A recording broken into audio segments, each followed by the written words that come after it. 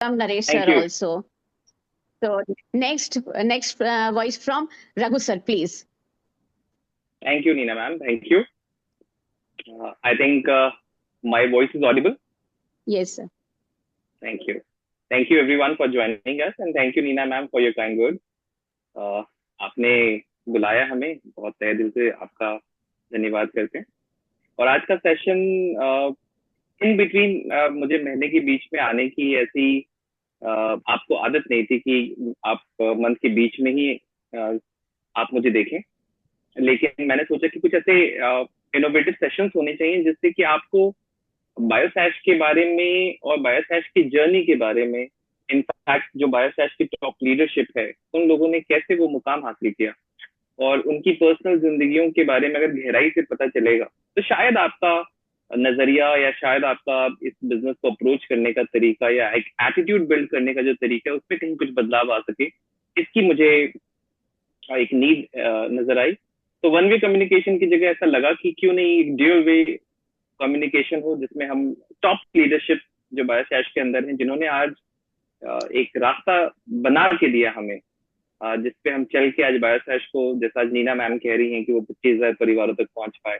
और ऐसे कई ऐसे दिग्गज लोग हैं हमारे इस नेटवर्क में जिन्होंने हजारों हजारों परिवारों तक बायोसैश को सीबकथॉर्न को पहुंचाया लेकिन ये तो आज हमारे लिए एक स्मूथ सा रनवे बना हुआ था लेकिन ऐसे लोग हैं जिन्होंने ये रनवे बनाया उस वक्त जब यहाँ बहुत गड्ढे थे एक कहानी आपने खन्ना सर की सुनी लास्ट सेशन में उन्होंने तो मतलब आप समझ रहे थे कि लद्दाख में जब जनरेटर नहीं था तो जनरेटर ले जाके उन्होंने वहां पे अपनी फैक्ट्री से किस तरीके के प्रोसेस से वहां पे ले में लोगों को समझा के कि भाई ये भी एक अच्छी चीज है इससे भी एक अच्छा बिजनेस हो सकता है एक रोजगार मिल सकता है एक जमीनी लेवल का जो काम कह सकते हैं जो उन्होंने किया ऐसी आज एक दूसरी कहानी हमारे बीच मौजूद है मिस्टर नरेश चटवाल सर हमारे बीच मौजूद हैं कितना बड़ा एक ओहदा होता है किसी कंपनी में आप सोच के देखिए कि जब बायोसैश की का सॉफ्टवेयर डिजाइन हो रहा होगा और सॉफ्टवेयर डिजाइन होने के बाद जब हम ऑनलाइन लिंकिंग करते हैं या ऑनलाइन रजिस्ट्रेशन करते हैं तो उस रजिस्ट्रेशन में जो सबसे पहली आईडी जो सबसे पहला नाम बायोसैश के सॉफ्टवेयर में नजर आता है वो नरेश चटवाल सर का नजर आता है एंड उनसे ये सारा पूरा परिवार आगे बढ़ा उनसे ये पूरी नेटवर्क आगे बढ़ी उनसे ये पूरी जर्नी पूरा कारवां आज हजारों से हजारों और लाखों लोगों तक पहुंचा है इन टर्म्स ऑफ प्रोडक्ट बहुत कुछ है जो चिटवाल सर की जर्नी के बारे में जो उन्होंने अपने मुंह से स्टेज से कई बार बातें कही हैं लेकिन आज के सेशन में मैं कोशिश करूंगा इन डेप्थ उन कुछ बातों को कुरेद कर उनके अंदर से निकलवा पाऊं जो उन्होंने अभी तक हमारे साथ शेयर नहीं किया है तो कोशिश यही रहेगी कि हमारे आधे पौने घंटे के सेशन में हम उनसे कुछ अंदरूनी जानकारी ले पाए जिससे कि हमारा और मनोबल अपने काम के प्रति और हमारी साइकोलॉजी में और एटीट्यूड में जो डिफरेंशियल आता है कि कैसे एक टॉप लीडरशिप तक हम भी अपने इस बिजनेस में पहुंच सकते हैं उसकी एक थोड़ी जानकारी अगर हम दे पाए प्लीज वेलकम आप सबको तहे दिल से मैं चाहूंगा कि हमारे ग्रुप में पहली पहली बार आई थिंक किसी ऐसे ऑनलाइन सेशन के लिए हम नरेश चटवाल सर को बुला रहे हैं तो एक शानदार अप्लॉज के साथ उनका स्वागत करेंगे Chatwal sir please welcome Thank you so much, thank Raghu you sir. For giving your time sir And good morning, all of you.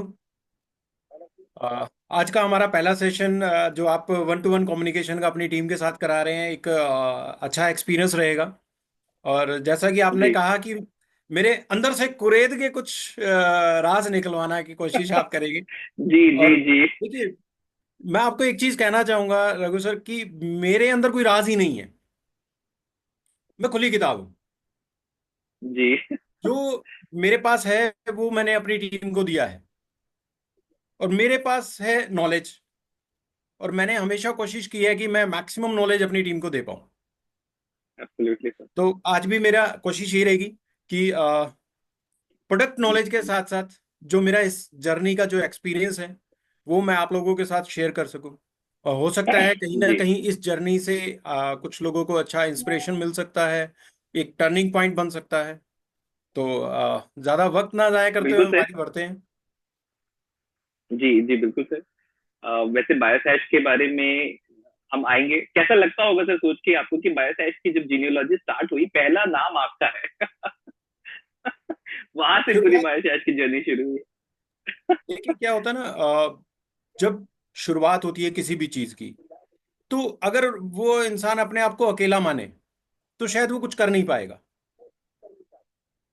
क्योंकि जब आप शुरुआत करते हैं, आपका कॉन्फिडेंस और आपकी नॉलेज, ये दो चीजें आपके साथ हमेशा होती हैं। अगर आपने इन दोनों में से किसी एक चीज में भी लैकिंग किया, कमी छोड़ दिया, तो आप अकेले हैं। जी। क्योंकि जिस दिन मैंने शुरुआत किया था 2015 के अंदर, मैं अकेला ही था, बट मैं सर अकेला मैं नहीं था। बायोसैच के बारे में आपसे थोड़ी देर की बात पूछूंगा। मुझे कुरेदना है सर, मुझे पता है कि आपकी बायोसैच की जर्नी तो बहुत शानदार रही है, उसका आइडिया भी हम थोड़ा इल्म है उसके बारे में। आज हम थोड़ा ये जानना चाहते हैं जो अभी तक आपने किसी स्टेज से नहीं बोला। आपसे बायोसैच से पहले भी आप डायरेक्ट सेलिंग इंडस्ट्री में रहे। यस। आ, इसके पहले भी आपका जीवन रहा है, आपका बचपन रहा होगा, आपके एजुकेशन रही होगी। तो थोड़ा सा आपके बचपन के बारे में, कहाँ से आप हैं, कहाँ से आप आए, और इसके बाद आपको डायरेक्ट सेलिंग इंडस्ट्री में आपका दाखिला कैसे हो, कैसे आप इस इंडस्ट्री में, जैसे आज कह सकते हैं 20 साल के बाद लोग कहते हैं कि अरे ये तो ऐसा काम है वैसा काम है, और मुझे पूरा यकीन है मुझे भी 19 साल पहले लोग कहते थे, उस वक्त भी ऐसा ही कुछ कहते थे, और जब आपने शुरू किया होगा तब भी लोग वैसा ही कहते, तो लोग अभी भी एग्जैक्टली। वैसे ही हैं। बिल्कुल ठीक। आपका कैसा एक्सपीरियंस रहा इन 20 सालों के दौरान, और कैसे आप इस इंडस्ट्री में आए? देखिए, अगर मैं बात करता हूँ कि अपनी पास्ट में, यानी कि डायरेक्ट सेलिंग से पहले, मिडिल क्लास फैमिली से बिलोंग करता हूँ, और छोटे से गांव से बिलोंग करते हैं। आज भी हमारी एग्रीकल्चर लैंड है, आज भी वहाँ खेती होती है। अच्छा। तो ऐसा नहीं है कि आज भी मैं जिम्मेदार का बेटा ही हूँ। ठीक है। तो अच्छा। वो बात अलग है कि हमने फील्ड अलग चुन ली है, लेकिन पास्ट तो रहेगा हमारे साथ ही हमेशा। लेकिन मेरी लाइफ में एक बहुत बड़ी ट्रेजेडी क्या हुई। मेरा 81 का बर्थ है, दिसंबर 81। और 88 में मैंने अपने पिताजी को खो दिया था। मतलब मैं सिर्फ 7 साल का था उस वक्त। तो हमारी मदर ने ही हमें, हम दो ब्रदर, हमें संभाला है। तो हमने लाइफ टाइम में उनको स्ट्रगल करते हुए देखा है। लाइफ टाइम उन्होंने स्ट्रगल किया है। आज अप्रोक्स 67 उनकी एज है। और आप यकीन मानिए, आज भी वो स्ट्रगल कर रहे हैं। कैसे? आज भी वो बुटीक चलाते हैं। आज हमारे पास कोई कमी नहीं है, किसी चीज की कमी नहीं है। अच्छा, घर, गाड़ी, पैसा, सब कुछ है, बट वो आज भी बुटीक चलाते हैं। कि मैंने मदर को पूछा, मैं, मम्मा आप अभी किस चीज की कमी है आपके पास, आप क्यों बुटीक चलाते हो? तो उन्होंने ना एक बड़ी अच्छी बात मेरे को बोली, और वो मेरी एक बहुत बड़ा इंस्पिरेशन है। जो मेरा, यानी जब मैं 7 साल का था, तब से मेरे को अब तक वो इंस्पायर ही करती आ रही है। उनको, उनकी जो जर्नी है मेहनत वाली, वो मेरे लिए बड़ी इंस्पायरिंग है। उन्होंने कहा कि बेटा, एज मैटर नहीं करती, मैटर ये करती है कि क्या आप अपने शरीर और अपने दिमाग से लगातार काम ले रहे हो कि नहीं ले रहे। क्योंकि जिस दिन आपने अपने शरीर और अपने दिमाग से काम लेना बंद कर दिया, तो ये काम करना बंद कर देगा, और फिर दोबारा इससे काम लेना बहुत मुश्किल हो जाएगा। तो ये बात आज मैं मानता हूं, और इसी बात को मैं हमेशा फॉलो भी करता हूं। ना मैं अपनी मेहनत में कमी छोड़ता हूं, और ना कभी मेहनत करने से पीछे हटता हूं। क्योंकि कंसिस्टेंट मेहनत हमारी बॉडी को आदत, मतलब ऐसा हो जाता है ना, मेहनत जब आप लगातार करते हैं तो आपको पता ही नहीं लगता कि आप मेहनत कर रहे हो। अभी जैसे जी। अभी मैं 2 दिन पहले की आपको बताता हूँ। अब देखिए, मदर के मैं थोड़ा सा बीच में ले रहा हूँ पार्ट, क्योंकि उनकी जर्नी जो है मेरे लिए बहुत, उनकी लाइफ जो है मेरे लिए इंस्पायरिंग है। अभी कुछ दिन पहले हम, लगभग 3 दिन पहले हम माँ वैष्णो देवी यात्रा करके आए हैं। और ये लगाइए कि उन्होंने हमारे साथ 12.5 किलोमीटर की चढ़ाई की है। सुबह 8:30 बजे हमने शुरू किया है, और रात को 11 बजे 12.5 किलोमीटर वापस उतरे हैं। 25 किलोमीटर मेरी मदर ने मेरे साथ चला है, 68 की एज में। 67 की एज में। आप बिलीव नहीं करेंगे, ये सब चीजों के पीछे रीजन क्या है। कंसिस्टेंट उनका अपनी बॉडी से काम लेते रहना, अपनी बॉडी को चलाए रखना। और दूसरा सबसे बड़ा रीजन तो मेरा सीबकथॉर्न। क्योंकि आज 10 साल से मैं रेबकथॉर्न पिला रहा हूँ। मैंने कभी ब्रेक नहीं किया। ठीक है, ये तो चलो वो एक हमारा जो मैंने आपको, मेरा जस्ट अभी कुछ दिन पहले का एक्सपीरियंस मैंने आपको शेयर किया। लेकिन जो मेरे लिए एक इंस्पायरिंग थी वो मेरी मदर की लाइफ है। क्योंकि उनसे बड़ा गुरु, कहते हैं ना, माँ सबसे पहला गुरु होता है आपका। तो उन्होंने मेरे को जो शिक्षा दी है वो मेरे साथ आज भी है, और उनके जो लाइफ है, उनकी जो लाइफ जर्नी है, वो मेरे लिए बहुत बड़ा इंस्पिरेशन है। फिर उसके बाद क्या कि कॉलेज लाइफ गई, तो फिर केमिकल इंजीनियरिंग मैंने किया। कॉलेज लाइफ के अंदर ही क्या कि ना वो इंजीनियर को ना प्रैक्टिकल इतने करवाए जाते हैं, थ्योरेटिकल कम होता है, प्रैक्टिकल ज्यादा होते हैं। वो पूरा ही प्रैक्टिकल हो जाता है। हम्म। वो इतना प्रैक्टिकल हो जाता है कि उसको ड्यूरिंग अपनी स्टडी पता लग जाता है कि बेटा आगे जॉब वॉब का कुछ खास होने वाला नहीं है, कुछ बढ़िया सोच ले। तो उसी दौरान 99 2000 के अंदर ही, क्योंकि मैं 99 बैच से हूँ, तो 99 2000 का बैच मेरा रहा है। तो 2000 में ही मैंने डायरेक्ट सेलिंग में एंट्री कर लिया था। उस टाइम एक ही कंपनी, कॉलेज में ही? या 2000 के अंदर। तो उस टाइम एक ही कंपनी होती थी, मोस्टली सभी को पता है, प्रोडक्ट बेस के अंदर, हेल्थ केयर के अंदर, अमेरिकन कंपनी। तो उसके अंदर मैंने भी Correct. अपनी, बिल्कुल मैंने उसके अंदर अपनी जर्नी स्टार्ट की। वहाँ कुछ यानी कि खास जब इंडिया में उसी वक्त आई थिंक 98 में ही 99 में आई थी। Amway yes. 99 में आई थी, यानी कि जब डायरेक्ट सेलिंग इंडिया में आई यस। उस वक्त आप भी डायरेक्ट सेलिंग में आ गए थे? उसी दिन ये सोच लीजिए कि उससे अगले साल या सेम ईयर के अंदर मैं भी आ गया था। तो वही मतलब, जितना इंडिया में डायरेक्ट सेलिंग का इतिहास है उतना आपका भी इतिहास है। मेरा भी उतना ये ही बहुत इतिहास है। अच्छी बात आप है कह सर। सकते हैं कि 26 साल अगर डायरेक्ट सेलिंग को हो गए हैं इंडिया में, तो 26 साल मेरे को भी हो गए डायरेक्ट सेलिंग में। आपने बोला था कि आप खुली किताब है, देखिए सर कुरेद कुरेद के क्या क्या आ रहा है। नहीं, बहुत से लोगों ठीक को है। पता, अब देखो सबको नहीं पता होगा, लेकिन बहुत से लोगों को पता है। क्योंकि मैं देखिए, सिंपल होता है कि आपकी जो नॉलेज है, ये आपको बता देती है। जब आप किसी से बात करते हो अपने प्रोडक्ट के बारे में, तो वहां से पता लग जाता है कि आपके पास काफी अच्छी नॉलेज है, एक्सपीरियंस है प्रोडक्ट का। तो जो 2000 में मैंने स्टार्ट किया था एमवे के अंदर, तो वहां पे प्रोडक्ट ही तो था। 2000 में स्टार्ट किया था उन्होंने न्यूट्रिशंस के साथ, न्यूट्रलाइट के साथ, और कुछ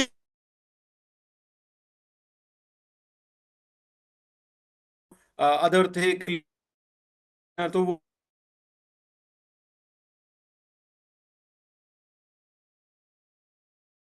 समझ में नहीं, जो उनके न्यूट्रिशन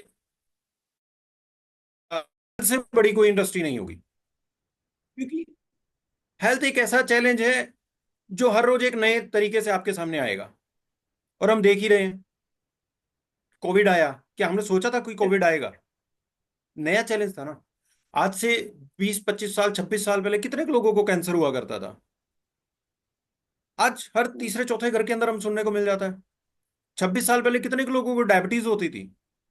तो मतलब उसी वक्त एक चीज समझ में आ गई थी कि वेलनेस इंडस्ट्री जो है, ये बहुत बड़ी इंडस्ट्री होने वाली है। तो वो मेरे दिमाग में, चाहे था मैं केमिकल इंजीनियरिंग में, लेकिन केमिकल का तो फिर वो कुछ और ही हो गया कि बोलने आ गए वर्ड्स, टफ वर्ड्स बोलने आ गए, क्योंकि वहाँ हम्म। केमिकल्स के नाम लिया करते थे।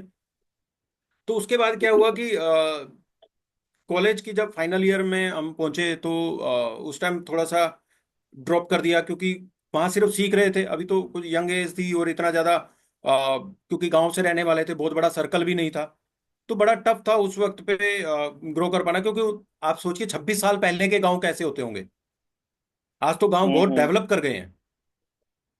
26 साल पहले गांव में गिनी चुनी एक कुछ भी नहीं दुकान था। हुआ करती थी, उसी से सारा सामान मिल जाया करता था जी। जो चाहिए होता। या कुछ ज्यादा चाहिए तो वहां से कम डिस्ट्रिक्ट में जाओ, सिटी में, बड़ी सिटी में जाओ, वो 20 किलोमीटर दूर है। तो मतलब आप समझ सकते हैं कि गांव में रहने वाले का कितना बड़ा सर्कल हो सकता है। तो फिर कुछ ज्यादा खास वहां कर नहीं पाए थे।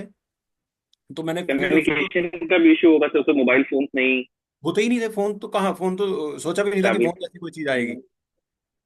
ठीक है, तो उस टाइम ना तो फोन थे, और गांव में कम्युनिकेशन का प्रॉब्लम, और ये सब की वजह से ना कुछ ज्यादा बड़ा नहीं कर पाए। लेकिन हाँ, सीखा बहुत कुछ, नो डाउट। उन्होंने सिखाया बहुत है, क्योंकि मैंने वहां से हमारा जो चंडीगढ़ था मेरे गांव से, क्योंकि मैं अंबाला डिस्ट्रिक्ट से बिलोंग करता हूँ। तो वहाँ मेरा गांव और चंडीगढ़ वहां से लगभग पड़ जाता था 60 अराउंड किलोमीटर्स पड़ता था। तो 60 किलोमीटर्स में एवरी वीक उनकी जो संडे सेशन होते थे, ट्रेनिंग सेशन, वो मैं लेने लेते आया करता था जरूर। क्योंकि मुझे सीखने का शौक था शुरू से ही कि मुझे, और फिर मेरा इंटरेस्ट क्रिएट हो गया हेल्थ में।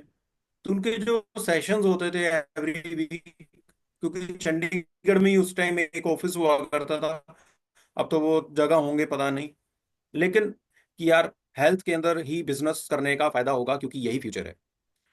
लेकिन किसी वजह से छोड़ दिया। फिर एक गैप आया कॉलेज टाइम के बाद, क्योंकि जॉब में कभी इंटरेस्ट रहा नहीं, कभी जॉब की तरफ गए ही नहीं, क्योंकि बिजनेस क्लास फैमिली से बिलोंग करते थे और जिम्मेदार फैमिली से बिलोंग करते थे, क्योंकि हमारी जो थी हमारे पेरेंट्स की, मेरे दादाजी वगैरह की सबके, वो शुगर मिल, सॉरी, जैसे गुड़ बनता ना, देखा होगा जी। कभी गुड़ बनाने वाला, वो था एक, और एक फ्लोर मिल थी।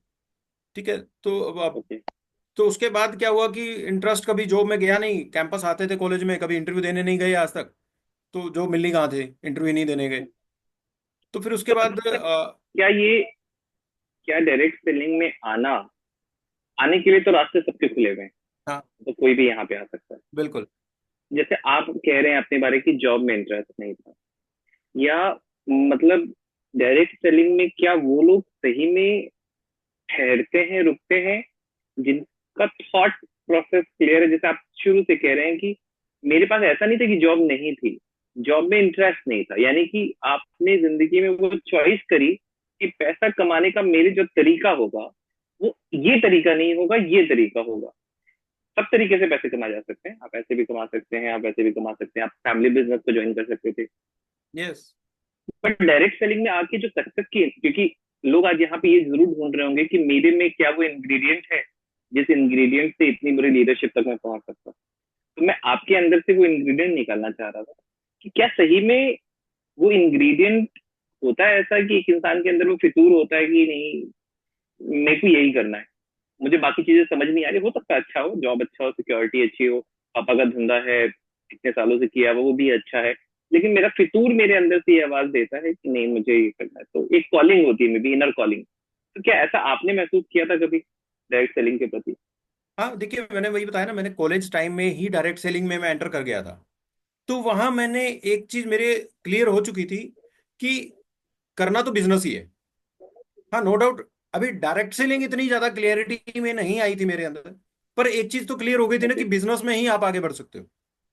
क्योंकि जॉब में आपके पास एक लिमिटेशन हो जाती है कि आप वही 8 से 5 या 10 से 7 कर लो, 6 कर लो, वही 8 घंटे की ड्यूटी करनी है। सुबह जाना है, ड्यूटी करके घर आ जाना है। आप एक फाउंडेशन में हो, किसी के लिए कर रहे हो, किसी के सपनों के लिए जी रहे हो, अपने सपनों के लिए तो नहीं जी रहे। जॉब करने वाला अपने सपने तो कभी पूरे नहीं करता, क्योंकि वो अपना टाइम सेल करता है। और अमीर कौन बनता है? जो खरीदता है। ठीक है, वो हमारा टाइम खरीद रहे हैं तो इसलिए वो अमीर बन जाते हैं। हम अपना टाइम बेच के आ जाते हैं। तो बिजनेस एक ऐसा है जिसमें आप कुछ लोगों का टाइम अपने साथ, अब डायरेक्ट सेलिंग में सबसे खूबसूरत बात यह है कि आप यहाँ पे लोगों के साथ अपना टाइम क्लब कर लेते हैं, मल्टीप्लाई हो जाता है आपका टाइम, शेयर हो आपके जाती, वर्किंग शेयरिंग हो आवर्स जाती है। मल्टीप्लाई हो जाते हैं। जॉब में नहीं कर सकते, जॉब में आपके 8 घंटे हैं तो 8 ही रहेंगे, आप उसको 80 घंटे नहीं कर सकते। लेकिन डायरेक्ट सेलिंग में आप 10 लोगों को अपने साथ ले लो, 80 घंटे हो जाएगा। बिजनेस में भी सेम चीज है ना। अगर आपको बिजनेस कर रहे हैं और आपके पास 10 एम्प्लॉई हैं, तो 10 एम्प्लॉईज का टाइम आपने खरीद लिया, वो आपके साथ अंदर जुड़ गया ना। तो मेरा मेंटली मैं एकदम प्रिपेयर्ड था कि मुझे बिजनेस ही लेकिन करना सर यहाँ पे, मैं यहाँ पे जैसे मिडिल क्लास फैमिली से जब लोग आते हैं, सिक्योरिटी एक बहुत बड़ा कंसर्न होता है, क्योंकि इंडिया एक गरीब देश है, और गरीबी से जब लोग आगे आ रहे होते हैं तो मे बी रिचनेस की तरफ उतना देखें या ना देखें, लेकिन सिक्योरिटी की तरफ पहले देखते हैं, और जॉब एक सिक्योरिटी देता है। ऐसे में क्या डायरेक्ट सेलिंग चूज कर पाना क्या सबके लिए एक आसान ऑप्शन होगा, या इसमें सिक्योरिटी के साथ कैसे ग्रोथ को परस्यू कर सकते हैं? देखिए, अगर मैं डायरेक्ट सेलिंग की बात करता हूँ, अगर आपने सही प्लेटफॉर्म चुना है और आप सही डायरेक्शन में एफर्ट्स कर रहे हैं। देखिए क्या होता है ना, लोग कहते हैं मेरी तो बहुत स्पीड है, लेकिन स्पीड ऑपोजिट डायरेक्शन में है, तो क्या आप मंजिल पे पहुंचोगे? अब मैं करनाल में रहता हूँ, मेरे एक तरफ 125 किलोमीटर दिल्ली है और 125 किलोमीटर ही मेरा चंडीगढ़ है। अब मैंने जाना दिल्ली है और मैं चंडीगढ़ की तरफ 100 की स्पीड से दौड़ रहा हूँ, तो मैं क्या दिल्ली पहुंच पाऊंगा? स्पीड मैटर नहीं करती, डायरेक्शन मैटर करती है। Direct correct. सेलिंग में अगर आप सही प्लेटफॉर्म पे सही डायरेक्शन में मूव करते हैं, सही direction in the sense proper knowledge के साथ, प्रोडक्ट के ऊपर आपका कॉन्फिडेंस, जी। कोई ऐसी मिस कम्युनिकेशन या ओवर कमिटमेंट करके नहीं कर रहे बिजनेस, कि स्पीड बनाने के लिए मैं ओवर कमिटमेंट कर रहा हूं, आ जाओ मैं ये कर दूंगा वो कर दूंगा तुम्हें ये भी दे दूंगा। तो फिर क्या होगा, जब आप वक्त आएगा आप कमिटमेंट पूरी नहीं कर पाओगे, आपकी टीम आपसे दूर चली जाएगी, आप फिर वहीं आगे खड़े हो जाओगे जहां आप थे, जहां से आपने स्टार्ट किया।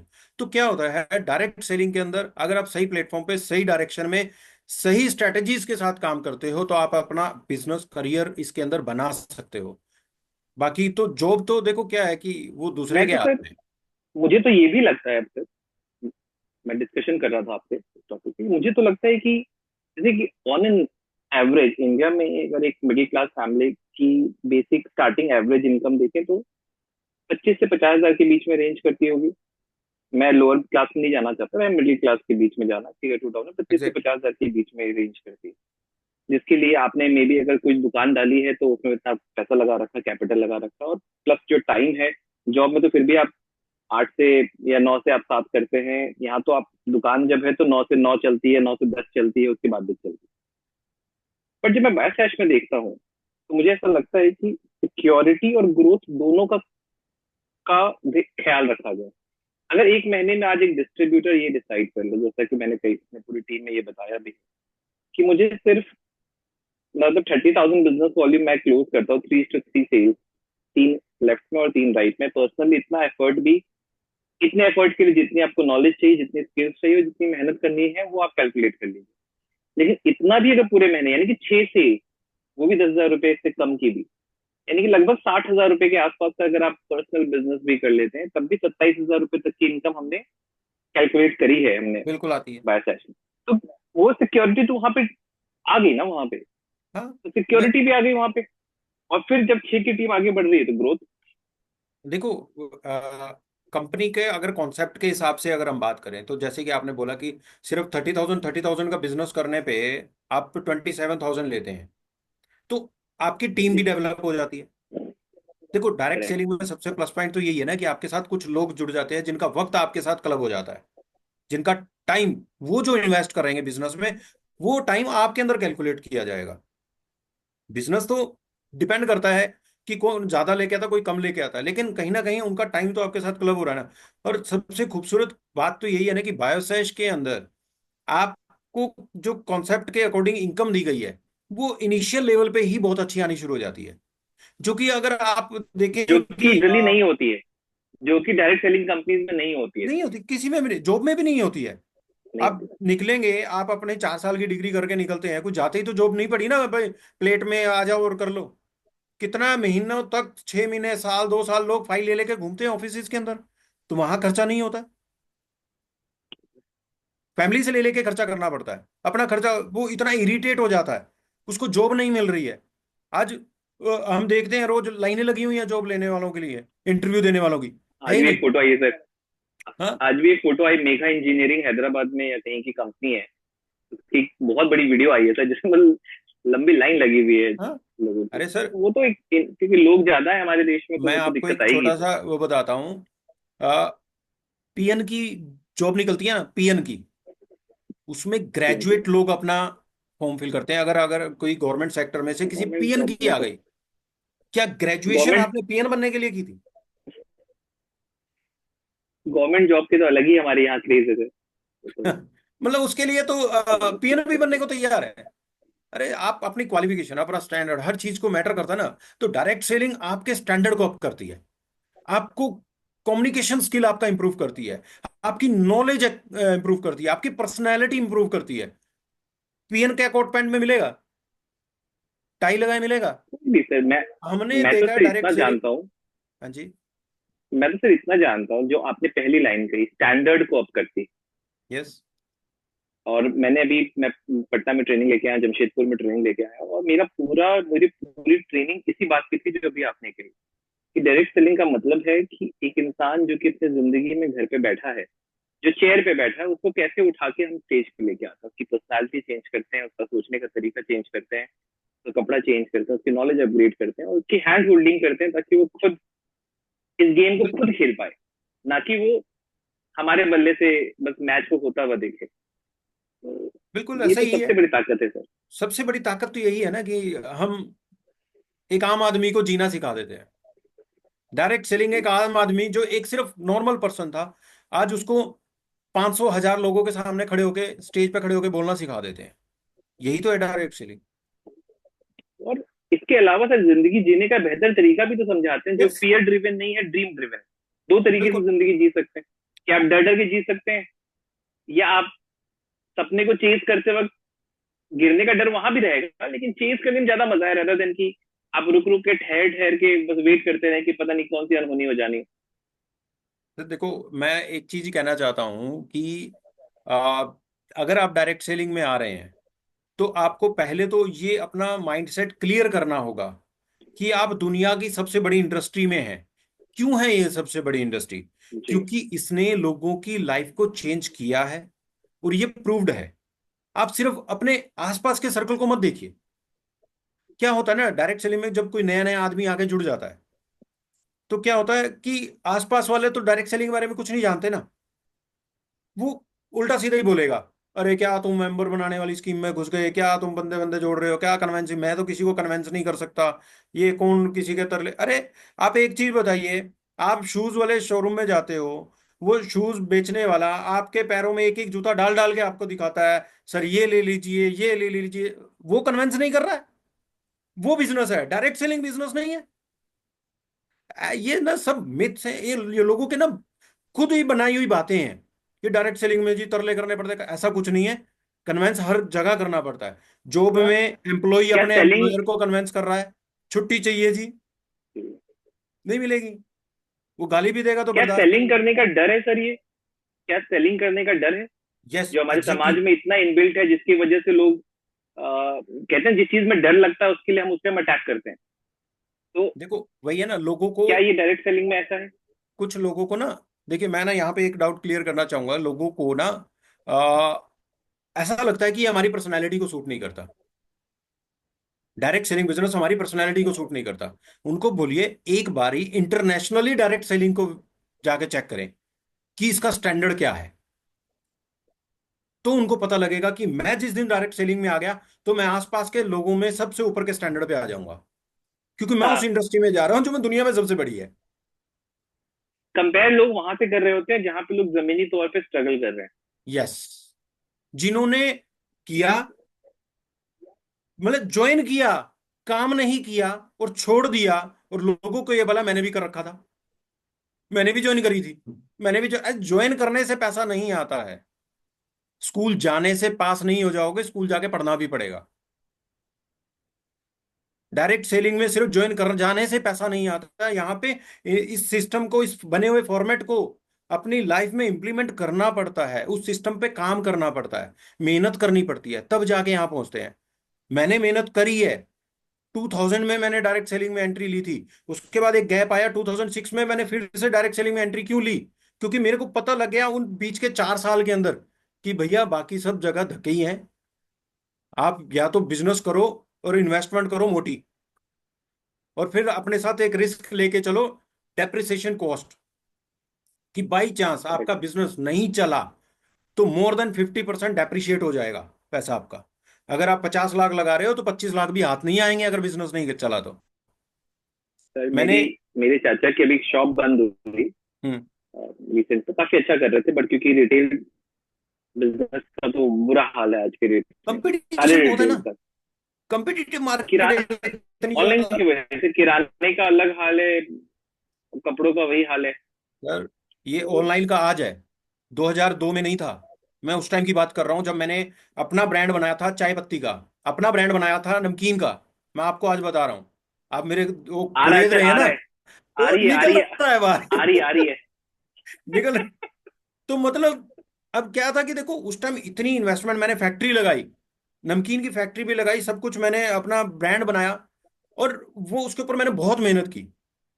लेकिन क्या होता है ना, मार्केट में जो बड़े मगरमच्छ है ना, वो छोटों को जीने ही नहीं देते, खा जाते हैं वो। Capitalist, capitalist world. क्योंकि देखो, मैं अगर इनिशियली मैंने अपने एक इनिशियल लेवल पे नमकीन की फैक्ट्री लगाई और मैं वहां पे काम शुरू कर रहा हूँ, मैन्युफैक्चरिंग स्टार्ट कर रहा हूँ, तो मेरी मैन्युफैक्चरिंग कितनी कर लूंगा मैं, जितनी मेरी मार्केट में अभी कंजप्शन होगी। अगर मैं 1 क्विंटल बना रहा हूँ तो ऑब्वियस है कि मेरी कॉस्टिंग 1 क्विंटल के अकॉर्डिंग कैलकुलेट हो रही है। लेकिन जो दूसरा ब्रांड बैठा है वहां पे, वो बना रहा है कितना, 50 क्विंटल, 100 क्विंटल माल। अब जो 50 क्विंटल बना रहा है उसकी मैन्युफैक्चरिंग कॉस्ट कितनी का रही होगी। और फिर वो क्या कर रहा है, डंप कर लेते हैं माल अपने पास, रॉ मटेरियल अपने पास स्टॉक कर लेते हैं। जब मार्केट में तेजी आ जाती है, महंगा हो जाता है सामान, वो उसी रेट पे बेचते रहते हैं क्योंकि उन्होंने तो सस्ता उठा रखा है। और बाकी के जो होते हैं मैन्युफैक्चरर बेचारे, वो तो फिर करंट मार्केट से रेगुलर रॉ मटेरियल लेते हैं और वो बेचते हैं, फिर उनकी कॉस्ट कैलकुलेशन के अकॉर्डिंग उनका माल महंगा हो जाता है। वो पहले वाले सस्ता बेच बेच के आपको खत्म कर देते हैं। तो मतलब 4 साल के ट्रेडिशनल बिजनेस का भी मैंने एक्सपीरियंस किया। बट एक चीज समझ में आ गई, ट्रेडिशनल बिजनेस आसान नहीं है। इतना कंपिटिटिव है, इतना कंपटीशन आ चुका है। आप 0-0 मार्जिन पे खेलते हो, मतलब। सर और इस ट्रेडिशनल में तो पहले तो लोग जीएसटी ब्लैक में काम करते थे, बिना जीएसटी के काम करते थे, तो वो ही कमाई हो जाती थी। अब तो ट्रेडिशनल में वो जीएसटी वाली आप बिना जीएसटी के काम कर ही नहीं सकते।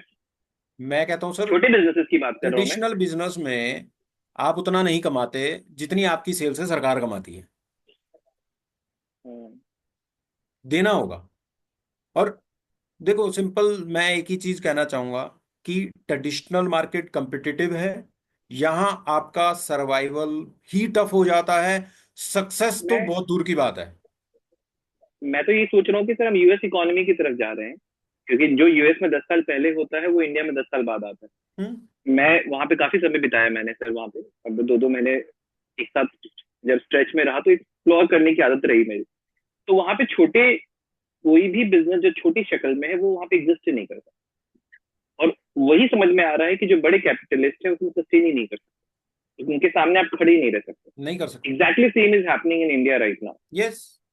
कि आज छोटे बिजनेसेस भले ही लोग पैसा डालते हैं, एक शॉप में डालते हैं, आज हम दुकान, एक तो रिटेल कॉस्ट इतना हाई हो गया है कि अगर आप कोई दुकान लेने जाएं ऐसा लगता है कि पता नहीं, एक दो किडनी तो वही रख लेंगे। इतना महंगा कर दिया लोगों ने रिटेल। अरे और उसके आप, बाद हम तो खुद हैरान मार्जिन हैं। इतने बुरे हैं। जी। अपने कोई सोचे ना कि मैं अपनी दुकान बना के खुद की प्रॉपर्टी खरीद के मैं अपना बिजनेस स्टार्ट करूंगा, तो वो पॉसिबल नहीं है। रेंटल बहुत ज्यादा हो चुका है। मेरे यहाँ पे क्या, करनाल छोटा सा शहर है कि अगर आप इसका राउंड लगाओगे ना तो 15 मिनट में पूरा सर्कल लगा के वहां घर आ जाओगे वापसी। चारों तरफ घूम के 15 मिनट में घर आ जाओगे। छोटा सा शहर है हमारा करनाल। और यहाँ पे जो मार्केट है उसका रेट मैंने अभी पूछा तो वो 14 lakh rupees per square yard, 1 गज 14 लाख रुपए का। अरे बाबा, कैसे कोई इस मार्केट के अंदर नाइन दुकान स्क्वायर लेगा, फीट कहाँ से वो सरवाइव करेगा। और किराया पूछते हैं तो किसी शॉप का वो मांगते हैं 1 lakh, 300 rupees, 2 lakh, 2 lakh. 200 rupees per square feet, 250 rupees per square feet. तो मतलब आप किराया देने के लिए ही कमाओगे, और लगाई हुई मैं आपको पूंजी का इंटरेस्ट भी रिटर्न नहीं ले इसका पाओगे। एक क्लियर एग्जांपल बता रहा हूँ, इसका क्लियर एग्जांपल बता रहा हूँ। जैसे मेरी फैमिली में तो बहुत सारे लोग बिजनेस करते हैं, तो वो आज क्या कर रहे हैं पिछले 2-3 सालों में, उन लोगों ने दुकानें खरीदी, दुकानें चलाई। अब वो क्या कह रहे हैं कि वो कह रहे हैं कि दुकान चलाने से अच्छा है कि अपनी दुकान अब किराए पे लगा दो। एग्जैक्टली, बहुत लोग ऐसा कर चुके हैं। अब कर रहे हैं। देखो, अभी मैं एक ही चीज कहता हूं कि अगर आप सक्सेस चाहते हैं तो आपके पास दो चीजें होनी चाहिए, दो में से कोई एक चीज होनी चाहिए। या तो ऐसी प्रॉपर्टी जिससे आपको रेंट आ रहा हो, या आपके पास एक ऐसी टीम होनी चाहिए जो आपके लिए टाइम इन्वेस्ट कर रही हो। अपने लिए कर रही हो, टीम और के वही लिए कर अपने रही लिए हो, कर रही है विजन ना, के लिए कर रही हो। कैलकुलेट तो आप में होगा। जी। जी। हर आदमी देखो, और डायरेक्ट से मैंने आपको एक मार्केट का एग्जांपल दिया। अभी मैं बात करता हूँ डायरेक्ट सेलिंग की। डायरेक्ट सेलिंग में हर आदमी अपने लिए एक टीम बनाता है। यही सबसे बड़ी खूबसूरती है। क्योंकि अगर मैं देखो इंश्योरेंस में जाता हूं तो इंश्योरेंस सेक्टर के अंदर भी लोग टीम बनाते हैं। वो टीम काम करती है।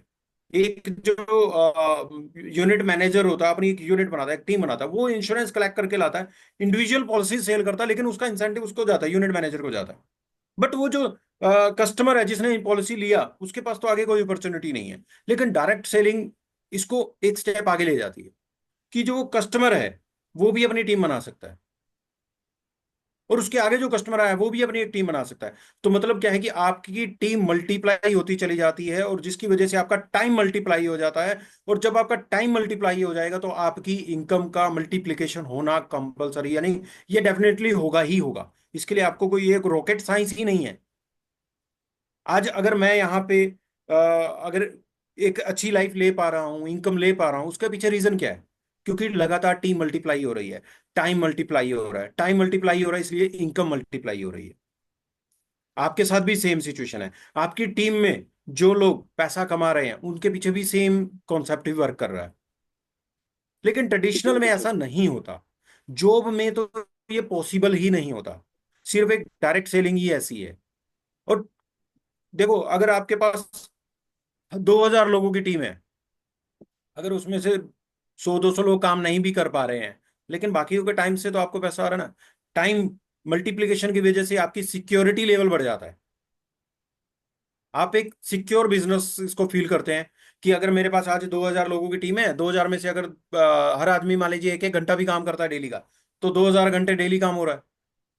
अगर उसमें से 200 लोगों ने काम नहीं भी किया, कोई बात नहीं, 1,800 घंटे का काम तो हो रहा है, उसका पैसा तो मेरे को आएगा। हम अक्सर जब 2000 के अंदर डायरेक्ट सेलिंग में आए थे, तो हमसे एक ही सवाल पूछा गया था। सबसे पहला सवाल जो मेरे से, जब मैंने पहला क्या कहते हैं, मीटिंग अटेंड किया था, तो पहला सवाल मेरे से क्या किया कि सर, आपके सामने दो ऑप्शन है। एक तरफ एक शॉप है जिससे आपको 100 रुपए आ रहे हैं डेली के, दूसरी तरफ आपके लिए बेस्ट क्या है? अब उस टाइम तो इतनी कैलकुलेशन नहीं थी, कॉलेज टाइम में थे और मस्ती वाले मूड में थे, तो हमने कहा यार कौन 100 दुकानों पे घूमेगा, एक दुकान से 100 रुपये आ जाएंगे, बात खत्म। सुबह निकलेंगे, 1 घंटे में पैसे 100 रुपये लिया लेके घर आ जाएंगे, कौन चक्कर काटेगा सारा दिन। तो उन्होंने कहा कि अगर वो दुकान बंद होगी तो क्या करोगे? सोच में पड़ गया, यार ये बात तो सही है, दुकान दो। दूसरी तरफ 100 दुकानें हैं, कितनी की बंद हो जाएंगी? 2, 4, 5, 7, 10, 20, 30, 50, 100 की 100 तो बंद नहीं होंगी, कम से कम 50 रुपए तो आएंगे, मेरी लाइफ तो चलती रहेगी। बहुत बहुत तो स्केरी बात है सही। जो ये उस दिन की बात आज भी याद है, और इसी वजह से डायरेक्ट सेलिंग में हूँ। ये जितने भी डिस्ट्रीब्यूटर्स हैं सब एक इंडिविजुअल शॉप्स ही तो हैं, एक बिजनेस है। ये सब बिजनेस है। अगर हर डिस्ट्रीब्यूटर को काउंट करता हो तो वो कौन है? मेरा बिजनेस आउटलेट है। अगर आपकी जितनी टीम है वो क्या बिजनेस आउटलेट है? आप मेरे यहाँ पे जितने भी लोग मेरे साथ एसोसिएटेड है इस टाइम पे देख रहे हैं, तो आप सब लोगों की जितनी भी टीम है वो कौन है? आपके बिजनेस आउटलेट्स हैं। अगर 2-4 बंद भी हो जाए तो टेंशन किस बात की? कोई टेंशन मत लो। आपके अंदर कैपेबिलिटी होनी चाहिए, आप अपने सिस्टम में अडिग होने चाहिए, शॉप्स तो मल्टीपल कर दोगे आप। होती रहेंगी, वो बात आगे बढ़ती रहेगी, कहानी चारों ये तरफ। चलता ठीक रहता है है। सर, ये इस पॉइंट पे तो बहुत स्ट्रॉन्ग डायरेक्ट सेलिंग का मैसेज आपने दिया है यहाँ पे। आगे बढ़ते हैं, बातों को लेके चलते हैं कि आपकी बायोस्टैश में एंट्री क्यों हुई, और आपने, क्योंकि आप तो 26 साल वाली खिलाड़ी हो, आपने तो पूरा मार्केट देखा है, क्या अवेलेबल है इंडिया में, कैसे प्रोडक्ट्स अवेलेबल हैं, कहाँ बनते हैं, कौन कौन बना रहा है, कौन। क्योंकि हम लोग इतना डीप कभी एनालिसिस किया नहीं है मैंने, हम तो सिर्फ एक कंपनी में आए थे कॉलेज में, और सीधा उसके बाद आपके पास पहुंचे। बीच में कुछ नहीं देखा। आप तो पूरी घाट घाट का आपने पानी पिया है डायरेक्ट सेलिंग का। नहीं, घाट घाट का तो आपने नहीं पिया। बायोस्टैश क्यों चूज किया? नहीं, घाट घाट का पानी तो नहीं पिया। आ, 2 ही घाट का पानी पिया था। पहला 2000 में पिया था जब अच्छा। एमए से स्टार्ट किया था।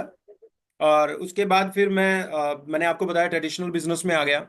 और 2006 के बाद थोड़ा सा इंटरेस्ट बनाया कि अगेन डायरेक्ट सेलिंग में ही करते हैं, क्योंकि ट्रेडिशनल में कुछ खास होने का शुरू करते हैं, हुआ नहीं। कंपटीटर मार देते हैं, कोई फायदा नहीं है।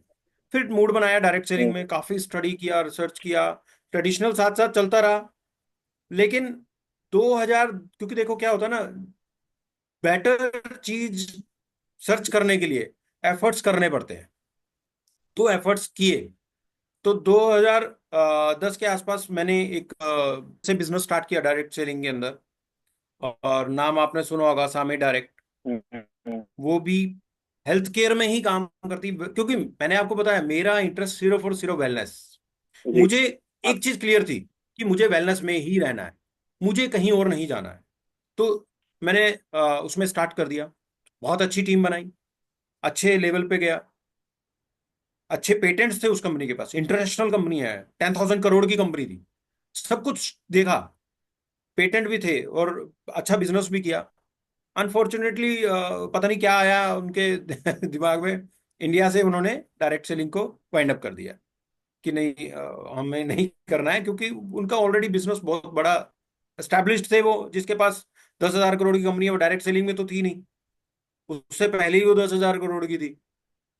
अच्छा। ठीक है।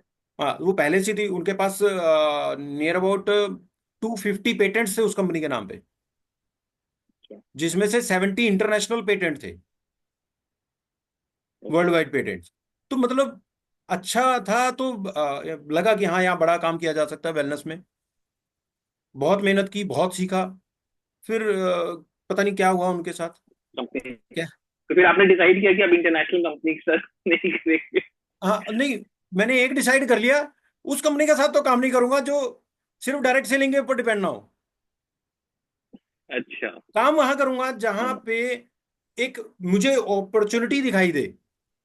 देखिए मेरे पास ना दो विजन मेरे क्लियर हो गए थे, मेरे दो थॉट्स बिल्कुल क्लियर हो गए थे, क्योंकि मैंने अप्रोक्स 2013 और 14 तक मैंने उसमें काम किया था। वो उसके बाद उन्होंने बिजनेस यहाँ से बंद करना स्टार्ट कर दिया था, डायरेक्ट सेलिंग ही बंद कर दिया। तो उसके बाद मेरा जो इंटरेस्ट, दो चीज़ों में मेरा थॉट क्लियर हो चुका था। पहला, वेलनेस इंडस्ट्री में ही रहूंगा, इस इंडस्ट्री को नहीं छोड़ूंगा, क्योंकि मुझे इसमें फ्यूचर दिखाई दे रहा है। क्योंकि आने वाले वक्त में वेलनेस इंडस्ट्री सबसे बड़ी इंडस्ट्री होगी, क्योंकि हर घर में आज तो देखिए क्या है ना, लोगों को अभी अवेयरनेस आनी शुरू हुई है आफ्टर कोविड, तो कि हाँ कोविड, यार यस हमें यस। कि हमें वेलनेस के प्रोडक्ट लेने चाहिए, फूड सप्लीमेंट लेने चाहिए, न्यूट्रिशन लेना चाहिए। लेकिन मुझे ये उस वक्त ही क्लियर हो चुका था कि यार वेलनेस इंडस्ट्री ही सबसे बड़ी इंडस्ट्री होने वाली है, हर घर में ये रहेगा। फिर उसके बाद दूसरा मेरा थॉट एक क्लियर हो गया कि यार कंपनी ऐसी चुननी है जिसके पास कुछ यूनिक हो, जिसको मैं डायरेक्ट सेलिंग में लेके आऊं, जिसको मैं समझ सकूं कि यार डायरेक्ट सेलिंग के अंदर अगर ये आई तो ये इस कंपनी के लिए एक उसका कंप्लीट प्लेटफॉर्म बन सकता है, जिसको मैं कह सकता हूं कि ये कंपनी कंप्लीटली डायरेक्ट सेलिंग वाली कंपनी बन जाएगी। सर्च करते करते करते करते प्रोडक्ट बहुत सर्च किए मैंने। 2015 के स्टार्टिंग में मेरे को सीबकथॉर्न मिल गया। तो सीबकथॉर्न जब मिला, और खाना तो नहीं किया। सर्च किया क्या है, बहुत लोगों से मिला सीबकथॉर्न पे के बारे में जानकारी लेने के लिए। लेकिन कहीं से कुछ भी ऐसा ऑथेंटिक, कुछ कोई कहीं से उठा रहा है, कोई कहीं से मतलब कुछ था नहीं किसी के पास भी।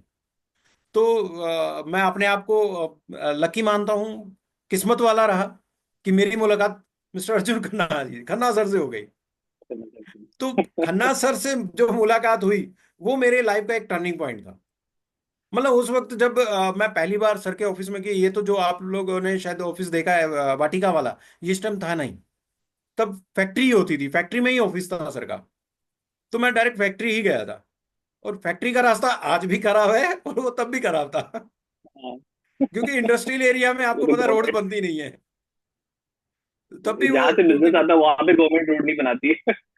तो टैक्स तो आना नहीं है ना, वहां से एमपी एमएलए के इलेक्शन तो होने नहीं है, जीएसटी भरनी उनकी मजबूरी है। वोट नहीं आना।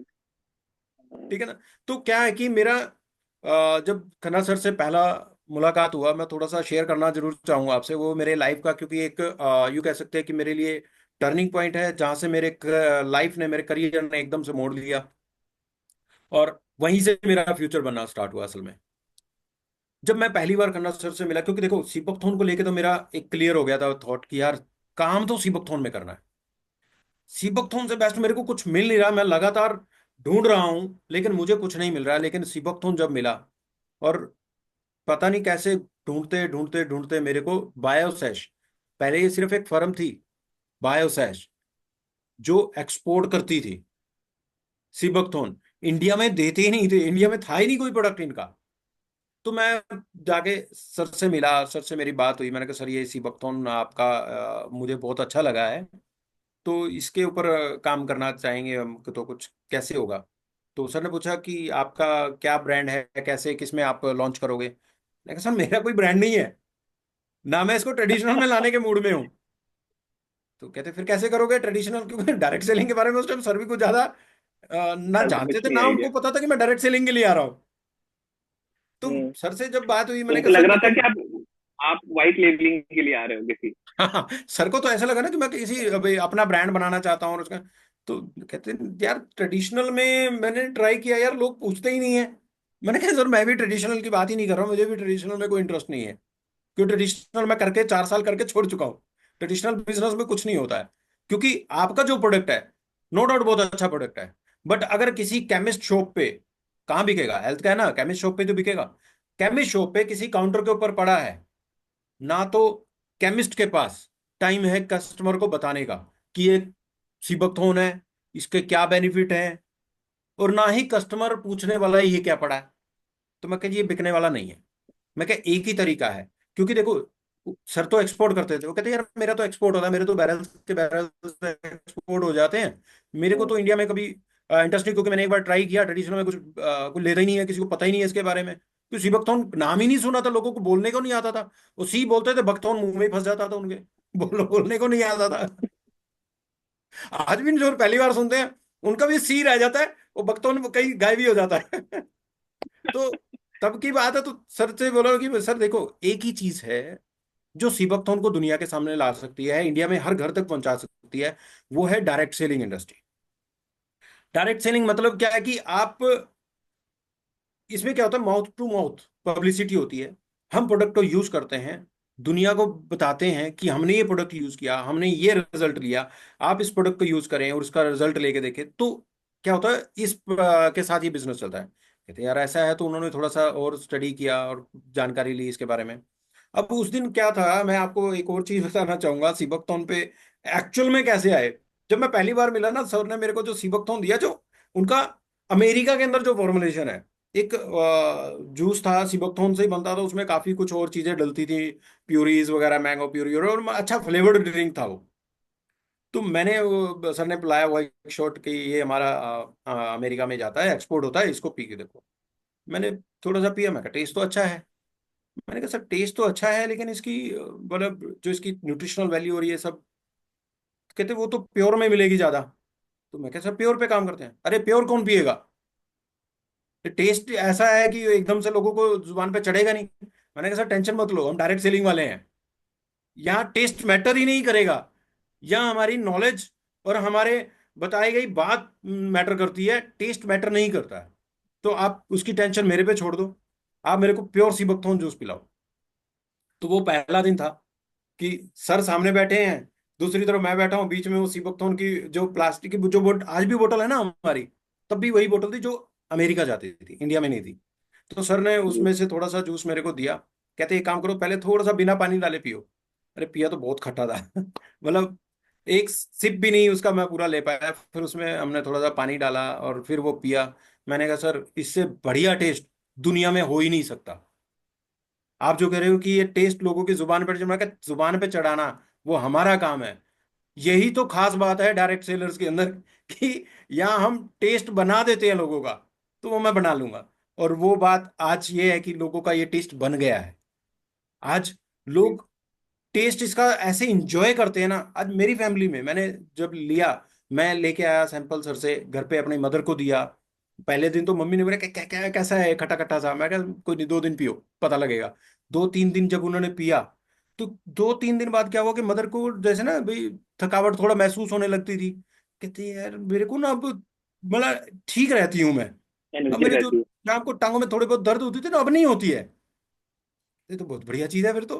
मैं क्या सीबकतौन, क्योंकि मैंने तो स्टडी किया था, क्योंकि मैंने तो सीबकतौन के ऊपर इतना स्टडी किया, आप समझ सकते हैं कि जी। जब कोई था ही नहीं बताने वाला, एक खन्ना सर थे और मैं था, तो सोचो कितना स्टडी करना पड़ा होगा। तो वहां सारा से मटेरियल आपने लिखा है। तो देखो उसमें वो भी चैलेंज था हमारे लिए, बट मैंने इसको चैलेंज की तरह नहीं लिया, एक अपॉर्चुनिटी की तरह लिया कि अगर इस चीज की शुरुआत मैं कर रहा हूं तो नो डाउट मेरी पहचान भी होगी।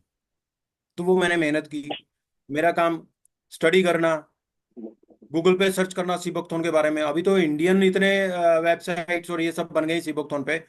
2015 के अंदर कहाँ थी कोई, कुछ सुनने वाला नहीं था। तो जी। दूसरी कंट्रीज की जो स्टडीज रिसर्च थी वो पढ़ी, उसके ऊपर से फिर कंटेंट निकाला, कंटेंट सर को भेजा, सर ने उसको रिफाइन किया, फिर वो बुकलेट के अंदर डिजाइन किया। तो मतलब एक एक पेज उसके अंदर ऐड हुआ है। सोचो मेहनत हुई होगी। लोगों को लगता है कि ऐसे ही हो गया, ऐसे ही कुछ नहीं होता। मेहनत करनी पड़ती है। एक लेवल पे पहुंचने के लिए आपको एक एक कदम चलना पड़ता है, एक एक स्टेप चलना पड़ता है। वो एक एक पेज लिखा गया है। आज अगर मैं बात करूं, अभी ये 120 लोग हैं। आप अपने आप से पूछिए कि 120 में से कितने लोग हैं जिन्होंने इस बुकलेट को पूरा पढ़ा है। सर, पढ़ते हुए भी एफर्ट्स लगते हैं। लिखने में सोचो कितने एफर्ट्स लगे होंगे, जब पता ही कुछ नहीं था। रिसर्च पढ़ना, और उसके बारे में उसमें से फिर कंटेंट निकालना, जिसको नॉलेज है उसको शेयर करना, खन्ना सर को शेयर करना, फिर उनका उसको रिफाइन करना, और फिर उसको प्रिंटिंग में देना, डिजाइनिंग करवाना। एफर्ट्स थे। और आज ये एफर्ट्स आप सबके सामने है कि एक इतनी मोटी बुकलेट है।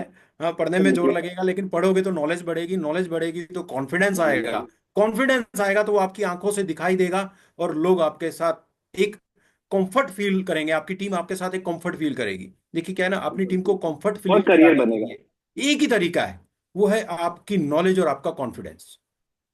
अगर आपके पास दोनों में से एक चीज की भी कमी है, या आपके कॉन्फिडेंस की या आपकी नॉलेज की, तो आपकी टीम आपके साथ कभी कंफर्टेबल फील नहीं करेगी।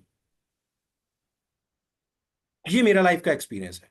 बनती रहेगी टीम आपकी, टूटती रहेगी, लेकिन सस्टेन नहीं करेंगे आप कभी।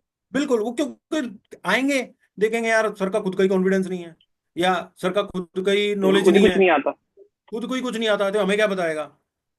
ठीक है ना। तो क्या हाँ। है कि आप उसी टीचर से पढ़ना चाहोगे जिसको अच्छा पढ़ाना आता हो, जिसने खुद पढ़ा हो। वो पढ़ा तो वही पाएगा ना जिसने खुद पढ़ा हो। तो बुकलेट को बॉर्डर पे रीड। मैं उसी उसी उसी मेजर के अंडर गन चलाना चाहूंगा जिसको चलानी आती हो। हाँ, देखो आप पता चला कि वो बोल रहे आप कि तुम आगे बढ़ो और फिर वापस मैं ही पीछे नहीं जा आ रहा पाए। हूँ। देखो आपने वो कहते हैं ना कि, और जब आप मान लो एवरेस्ट की चढ़ाई करते हैं, तो एवरेस्ट की चढ़ाई करते हैं तो हम कहते हैं, वो क्या कहते हैं कि शेरपा के पीछे पीछे चलो। क्योंकि शेरपा पहले कई बार उस पीक पे चढ़ चुका है। जा चुका है, उसको एक्सपीरियंस है, उसके पास नॉलेज है, उसको रास्ता पता है। तो उसके पीछे पीछे चलो। जिन्होंने भी आज तक अपना अलग रास्ता बना के शॉर्टकट मारने की कोशिश किया, वो वापस ही नहीं आ पाए। डायरेक्ट सेलिंग में भी सेम चीज होती है। अगर आपका लीडर, जो आपका मेंटोर है, जो एक लेवल पे पहुंच चुका है, तो उसने वो सारे एक्सपीरियंस फेस कर लिए हैं, उसने हर चीज को देखा है, जो रास्ते गलत से उनसे बचा है, एक सही रास्ते से एक टॉप पे पहुंचा है। तो अब अपना नया रास्ता बनाने की कोशिश मत करो, अपने लीडर को फॉलो करो। सिंपल। इस बिजनेस में कामयाब होने का तरीका एक ही है, अपने लीडर को फॉलो करो। और लीडर का कामयाब होने का तरीका एक ही है, अपनी कॉन्फिडेंस और अपनी नॉलेज को हमेशा बना के रखो। ये बिजनेस दो ही लोगों का तो है, न्यू डिस्ट्रीब्यूटर्स का और लीडर्स का। अगर ये ये दो बात स्टेप अगर दो लोग पूरा कर लें, तो मुझे नहीं लगता डायरेक्ट सेलिंग कोई बहुत बड़ा मुश्किल काम है। मैं कहता हूं कि जॉब करना इससे कई गुना ज्यादा मुश्किल है, और ट्रेडिशनल बिजनेस करना, मैं कहता हूं वो तो आसान ही नहीं है, पॉसिबल ही नहीं है कर पाना। नहीं, बस यही हमने भी बस यही देखा है सर, कि जब भी हमने बेसिक्स पे ज्यादा ध्यान दिया, सिर्फ बेसिक्स पे बात करी है, और बेसिक ही लोगों को समझा, जितना सिंपल बिजनेस को बना के लोगों को बताया है कि भाई इतना आसान काम है, मैंने ज्वाइन किया है, मुझे इतने सारे प्रोडक्ट मिल गए। आप अगर इसका डिस्ट्रीब्यूटर बनते हैं तो आपको भी इतने प्रोडक्ट मिल जाएंगे, लेकिन आप रेफर करेंगे तो आपको पॉइंट्स मिलेंगे और उनको भी बेनिफिट। इतनी सी बात अगर कोई एक इंसान सही दिल से, सही मन से, सही इंटेंसिटी से शेयर करता रहे, बिना इस बात की परवाह किए कि कौन ज्वाइन कर रहा है, कौन नहीं कर रहा है, मैं अपना काम करता जा रहा हूँ, कर्म कर फल की चिंता ना कर, उस एटीट्यूड से, तो मुझे लगता है कि नेटवर्क बन जाता है, बन भी जाएगा और सस्टेन भी हो जाता देखिए मैं तो एक ही है। चीज यही कहूंगा। मेरी। Thank you sir for your. जी। लास्ट में मैं एक मैसेज एक यही देना चाहूंगा कि अगर आपको इस बिजनेस में कामयाब होना है, तो कंप्लीटली सरेंडर करना पड़ेगा। अपनी नॉलेज को साइड में रख दो। जो आपका लीडर बोल रहा है उसको फॉलो करो। क्यों? उसको पता इस है बिजनेस में आपके तो लिए वही क्या आपका सही है क्या गलत है। गाइड है। उसको पता है कि आपके लिए क्या सही है और क्या गलत है। आप अपना देखिए, इस इंडस्ट्री में कामयाब कौन नहीं होते? जो अपने आप को बहुत ज्यादा समझदार समझते हैं। उनको लगता है कि हमें आता है, हमें मत बताओ, बस हमें मत बताओ, हम हमें कर सब लेंगे। आता है। हम मीटिंग्स में नहीं आएंगे, हमने तो बहुत देखी है ऐसी ऐसी मीटिंग्स। हम नहीं सेमिनार में हमने आएंगे, को हमने बहुत मीटिंग में देखे हैं मत बुलाया सेमिनार। करो। हम इतने फोन नहीं उठाएंगे, हमें इतनी ट्रेनिंग की जरूरत नहीं है, हम इतना वही नहीं कर वही मतलब, सकते जो हैं। अपने आप को बहुत ज्यादा समझदार समझेगा वो इस इंडस्ट्री में कामयाब नहीं हो पाएगा। जो कंप्लीटली अपने लीडर को सरेंडर कर देगा, वो मैं गारंटी देता हूँ कि वो कामयाब हो जाएगा। और बायोसेश में आप ये लगाओ कि हमने एक सिंगल प्रोडक्ट से 180 प्रोडक्ट की रेंज तैयार की है। उसके पीछे रीजन एक ही होगा कि लोगों ने इस प्रोडक्ट को पसंद किया है। ठीक है। प्रोडक्ट की क्वालिटी, तभी स्टैंडर्ड, हर चीज को हमने मेंटेन किया है। और आज भी हम इसको मेंटेन कर रहे हैं, और इन फ्यूचर भी हम इसको मेंटेन करेंगे। अपनी क्वालिटी में कभी भी कंपनी ने कॉम्प्रोमाइज नहीं किया। प्राइस हाइक होते हैं, इसका मतलब यही है कि क्वालिटी को मेंटेन करने के लिए करने पड़ रहे हैं, नहीं तो क्वालिटी लो करके प्राइस को मेंटेन किया जा सकता है। तो वो इसके इतना ज्यादा सीरियसली लेने की जरूरत नहीं है। उसके पीछे रीजन होते हैं, इन्फ्लेशन है। ठीक है। तो इसके साथ ही अभी क्या है कि हम थोड़ा सोशल मीडिया पे ज्यादा एक्टिव होने जा रहे हैं, बहुत तेजी से एक्टिव होने जा रहे हैं, क्योंकि आज का बिजनेस जो है सोशल मीडिया का सबसे बड़ा प्लेटफॉर्म बन चुका है। बिजनेस करना है तो सोशल मीडिया पे आना होगा। आना पड़ेगा। और आपको बहुत जल्दी बहुत बड़ी बड़ी हलचल जो दिखाई देंगी सोशल मीडिया पे, बहुत अच्छा तरीके से हम अपने आप को वायरल करने जा रहे हैं। क्या बात बहुत है, बिल्कुल इनोवेटिव बिल्कुल तरीके से सर। हम लेके आ रहे हैं बायोसैश को। तो मतलब हमारा एक ही फोकस है कि अगर कोई नाम ले सीबकथॉर्न तो बायोसैश। और वो आज भी बायोसेट है, आना चाहिए। और आगे भी होगा। तो इसके अलावा मुझे अगर कुछ और आपका कोई क्वेश्चन ऐसा है जो आपको बहुत सारी, लगता है। नहीं सर सवाल तो बहुत थे, लेकिन मुझे लगता है कि अ, मुझे आपसे और टाइम लेना पड़ेगा। आज के सेशन में मैं आपकी एक सारी सेशन में बातें हमारे नहीं को निकलवा पाया, लेकिन फिर भी मैं फिर भी ये बोलना तो चाहूंगा कि निकला सर आपके अंदर से बहुत कुछ ऐसा जो मुझे भी नहीं पता था पहली बार। और यही कोशिश रहेगी कि आगे जब भी आपका वक्त लूंगा तो और भी बाकी जो सवाल रह गए हैं आपसे बात करने की, कि आपकी अंडरस्टैंडिंग बायोशैश को लेके क्या कहती है, कौन से प्रोडक्ट्स पे आपका ज्यादा कॉन्फिडेंस है, क्या टर्निंग पॉइंट्स रहे बायोशैश के करियर में। ऐसे कई ऐसे सवाल हैं जो मैं आपसे और जानना चाहता था, बट जरूर आपसे दोबारा टाइम लेंगे। आपने ये वक्त दिया हमारे लिए, हमारे ग्रुप के लिए, मैं आपका तहे दिल बहुत से अच्छा लगा धन्यवाद मुझे भी करता हूँ। आप लोगों से बात करके। आपसे बात कर रहा हूं तो ऐसा लग रहा है मैं आपकी पूरी टीम के साथ ही बात कर रहा हूं।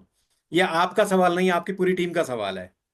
तो मैंने अपना जो मेरा एक्सपीरियंस और जो मेरी जर्नी थी आज तक मैंने आपको शेयर की। आगे के सवाल जो आपके रह गए हैं, तो नेक्स्ट फिर से एक सेशन हम जरूर रखेंगे, जरूर और लूंगा उसके सर, अंदर फिर से मिलेंगे। जरूर लूंगा। और तब तक मैं यही कहूँगा कि अपनी नॉलेज में इजाफा करते रहिए, नॉलेज बढ़ाते रहिए। नॉलेज बढ़ती रहेगी, कॉन्फिडेंस बढ़ता रहेगा, कॉन्फिडेंस बढ़ता रहेगा तो आपका बिजनेस बढ़ता रहेगा।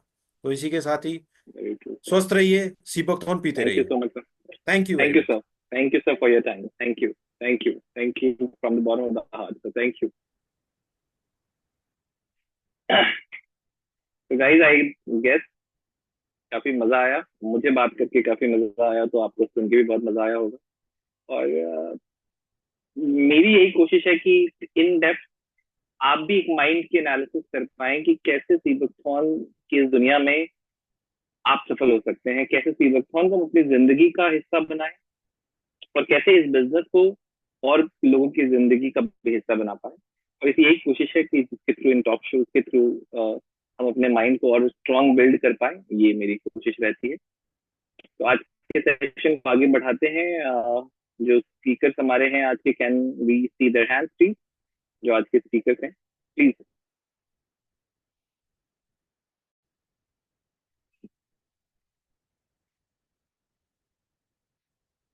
गुलशन जी।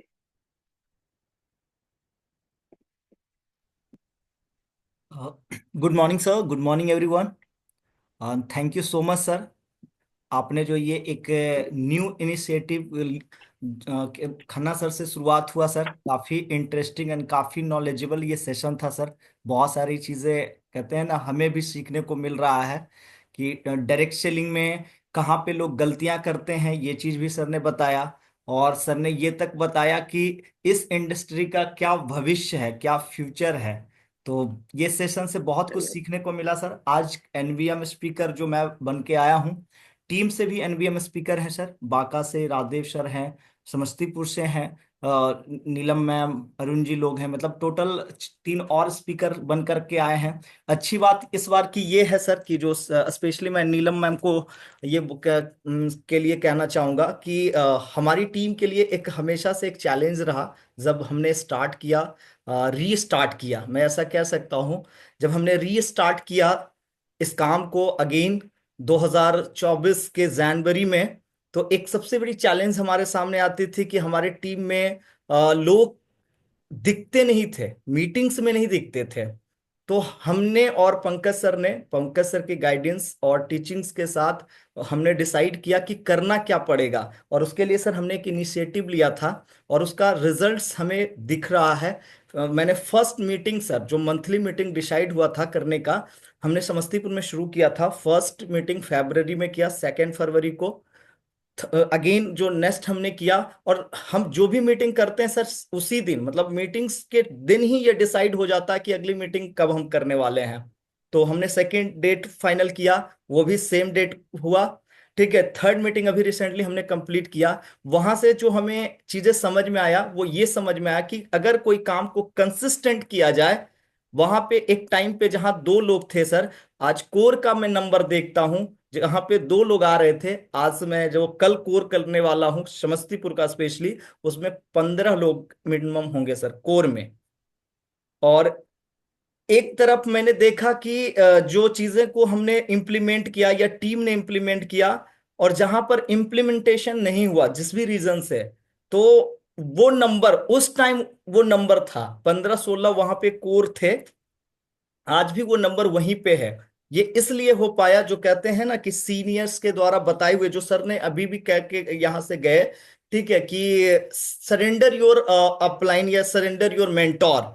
और मुझे लगता है मैंने कुछ और किया या नहीं किया सर, मैंने एक ही चेंज किया अपने आप, अपने थॉट्स में, पहले और अब में, कि हमने कंप्लीटली पंकज सर को सरेंडर किया। सर जैसे बताते गए उस चीज को इम्प्लीमेंट करते गया सर। ठीक है, नेक्स्ट सर यही विजन है कि 3 शहर अभी हमारे सामने, समस्तीपुर, नेक्स्ट बांका, जिसका डेट डिसाइडेड है 27 को, वहां पे मीटिंग्स हो रही है। और नेक्स्ट हमारा जो टारगेट है सर, जो मेरी ड्रीम सिटी है, जिसमें मतलब बहुत काम किया है, पटना को मुझे फ्रंट पे लाना है। और उसके लिए भी सर 4 मई मैं अगेन यहाँ पे फर्स्ट ये मंथली मीटिंग करने जा रहा हूँ। और न्यू सिटी में अभी मैं बैठा हूँ सर, मुजफ्फरपुर, जहां पर मैंने स्टेज से कहा था सर, और आज फाइनली यहां पर ऑफिशियली कह सकता हूं सर, ऑफिशियली ये जो प्रोसेस एक होता है, फॉर्मेलिटीज होती है, वो फॉर्मेलिटीज कंप्लीट हो चुकी है लीडर्स की। और अब नेक्स्ट जो एक और शहर ऐड हो चुका है सर। तो with your blessing, with your guidance sir, इस साल एक ही गोल है, एक ही लक्ष्य है। हाँ, आपने सर एक टाइम पे कहा था 10:10 के मैट्रिक्स को फॉलो करने के लिए, बस उसी चीज पे मैं लगा हूं सर। 10 तो कब का हो चुका है, 10:10 पे काम कर हो रहा है sir. Thank you so much sir, keep blessing sir.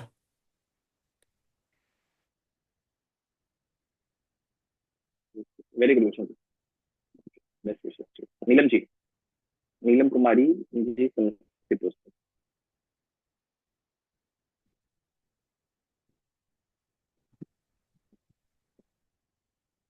Yes. आपकी आवाज आ रही है? नहीं है, नहीं है अभी, आपने ये आ रही है sir? Good morning sir, good morning everyone. अभी आ रही है, बहुत अच्छी आ रही जी सर, आज का सेशन तो बहुत अच्छा था, हमको बहुत चीज सीखने को मिला। हमको तो हिम्मत नहीं था इतना कर सकेंगे, लेकिन हम कोशिश करते हैं सर, लोगों को बताते हैं। मैंने ये अचानक मीटिंग, ये अप्रैल में जो हुई है, अचानक हुई है, 1-2 दिन के अंदर में प्रोग्राम हुआ कि घर पे करना है सर। उस रात, एक रात में हम कॉल करके 4 लोगों को बुलाए, चारों लोग प्रेजेंट हुए और एक ज्वाइनिंग आया सर, और एक को तो फोन पे ही बताए। ये हमको बहुत अच्छा लगा कि हम अपने बलबूते पर अपने हिम्मत से काम की। ये बहुत अच्छी खुशी मिल रही है हमको, और करेंगे भी और सर। तभी आपके चेहरे की स्माइल भी बढ़ी हुई है। आप जब अपने जी दम पे बिजनेस को करते हैं तो कॉन्फिडेंस बढ़ जी जाता सर, पहले तो हस्बैंड के दम पे थे लेकिन अपने दम पर करना वो ज्यादा खुशी मिलती है, और नॉलेज भी मिलता है है। यस, आप क्या कर सकते हैं। अपने आप में देखिए कि आप क्या कर सकते हैं, कितना आगे बढ़ सकते हैं। जब तक नहीं निकलते हैं, लोगों को नहीं बताते, तब तक सोचते हैं कि हम यहीं तक है, लेकिन कर रहे हैं सर, और करेंगे सर। Thank you sir. क्या बात, कितनी सही बात कही है आपने कि जब तक नहीं करते हैं तब तक लगता है कि हम यहीं तक हैं, लेकिन सर जब आप अपने आप को स्ट्रेच करते हैं तो पता चलता है ना कि आप कहाँ तक हैं। जब निकलेंगे ही नहीं तो अपनी दूरी कैसे तय कर पाएंगे कि मेरा दायरा कितना बड़ा है। इसको अगर तय करना है तो कहीं तो निकलना पड़ेगा। जी सर, ये थैंक जो यू सर। ठहराव है हमारी जिंदगी में जहर की तरह है, इस ठहराव को खत्म करना है। चलिए ठीक है, thank you. Thank you sir. Rajesh sir,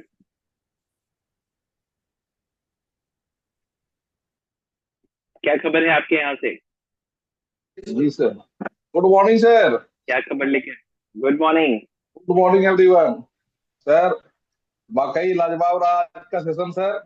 आप और नरेश सर जो बातचीत किए, जो जो कन्वर्सेशन हुआ, ये जितने भी लोग ज्वाइन किए हैं सबके लिए सर लाभदायक, उत्साहवर्धक, प्रेरणादायक और सीखने योग्य रहा सर। सबके चेहरे का मुस्कुराहट, एक्साइटमेंट बताता है कि आज का सेशन वंडरफुल रहा है सर। इसके लिए आपको, नरेश सर को तो बहुत बहुत धन्यवाद देते हैं। साथ ही साथ आपको, खासकर खन्ना सर के साथ पिछला सेशन किए आप, इस बार नरेश सर के साथ किए इस तरह के सेशन तो अरेंज करने के लिए so many thanks sir for arranging this type of session. और मेरे मन का लायक अब काम हो रहा है सर कि आप ऐसे लोगों से इंटरव्यू करवा रहे हैं जो नए पुराने लोग साक्षात रूबरू हो रहे हैं कि हम लोग किनके साथ काम कर रहे हैं, कैसे कैसे लोग, इसका लाभ मिलेगा सर। इस बिल्कुल। सप्ताह जो है सर, इस सप्ताह जो है पटना से आने के बाद तो व्यस्त थे ही, आपसे पटना मुलाकात हुई थी, पिछले बार भी स्पीकर थे लेकिन स्पीच दे नहीं पाए थे। इस सप्ताह पुराने लोगों का फॉलोअप करके 2 नया ज्वाइनिंग आया सर, तो हमको अरे भी वाह। अच्छा मजा आया सर कि लगे रहने से, क्योंकि रामनवमी में घर गए थे, वहां भी समझाए थे, एक आईडी वहां से आया 5,000 बीबी का, और एक बगल में मित्र इंजीनियर साहब, उनको भी जूस वूस दिए थे, तो धीरे धीरे करके उनको समझ में आया तो वो भी ज्वाइन कर लिए थे। तो अब लगता है कि बिल्कुल, धीरे धीरे जो है मेहनत रंग लाएगा सर, और आप लोगों का गाइडेंस हम लोग अच्छा नेटवर्क बड़ा करेंगे। होगा, नेटवर्क जी बड़ा जी होगा। सर, बिल्कुल सर, बिल्कुल। नेटवर्क बड़ा करना बड़ी। आप देखिए चटवाल सर ने भी वही बात करी जो डायरेक्ट सेलिंग के बारे में मैं बात करता हूँ कि जी सर, नंबर ऑफ पीपल वो भी एक्टिव, जिनको हमने खड़ा कर रखा है, तैयार कर दिया, वो हमारे बिजनेस की नींव है। ये अगर हम में से जी जितने सर, लोग समझ गए ना, पहले तो मुझे मजबूत बनना है और फिर मेरे आसपास मुझे लोगों को मजबूती देनी है, ये बिल्कुल सर। पूरा प्रोसेस हम समझ गए। अब उसमें प्रॉब्लम्स है, उसमें लोग नहीं मानते हैं, नहीं समझते हैं, ये सब पार्ट ऑफ द प्रॉब्लम है, ये पार्ट ऑफ द बिजनेस है। जी मतलब सर, ये तो बिजनेस का ही, यही तो प्रॉब्लम है जिसको सॉल्व करना है। और जो कर जी जाएगा इस चीज को, वो यहाँ पे कमा जाएगा पैसा। जो इसमें रोता हाँ रहेगा जी सर। वो फिर उस लिस्ट में खड़ा है। बस हम लोग को समाधान का हिस्सा बनना है सर, यही काम करना है, लोगों से करवाना है। जो भी लोग हैं उन लोगों को यही लाइन पे लेके चलना है और आपकी कि भैया यहाँ बहुत कुछ नहीं है, रॉकेट साइंस नहीं है, ये सिंपल वे में करना है, और तभी आपको तो इसमें धीरे धीरे आप सफल हो जाएंगे। मैंने पटना की, आपको आपने थोड़ा देर पटना की स्टेज पे आके बात की है, मुझे लगा कि आपके पास जो स्पीकिंग स्किल्स है वो बहुत काबिले तारीफ है। जी सर, धन्यवाद। मतलब आप रिटेल के कैंडिडेट नहीं हो, जी सर, आप नेटवर्किंग के कैंडिडेट हो। रिटेल तो थैंक यू आप वेरी अपने मच सर। आप आप रिटेल करके आप अपनी एक क्वालिटी को बस सिर्फ दिखा रहे हो लोगों को कि हाँ मुझे ये आता है, लेकिन आपकी एक जो बेहतर साइड है आपकी, जो शायद अभी तक आपको खुद भी नहीं पता, जो मैंने देखा, जी सर, जी तो सर, मुझे लगता है कि आप वो उस तरीके के कैंडिडेट हो। बाकी और आपके क्या वर्च्यूज हैं, कैरेक्टरिस्टिक्स हैं, इस पे मैं भी नहीं जाता, बट जो मैंने थोड़ा स्टेज पे आपसे देखा, मुझे ऐसा लग रहा है कि आप नेटवर्किंग के कैंडिडेट हो, जी सर, आपकी उम्मीद अच्छे में, वाले, बड़े आप, वाले। जी जी सर, आपके उम्मीद में खड़ा होने का प्रयास करेंगे sir. Thank you very much sir. जरूर, thank you. Yes, Sunita ma'am.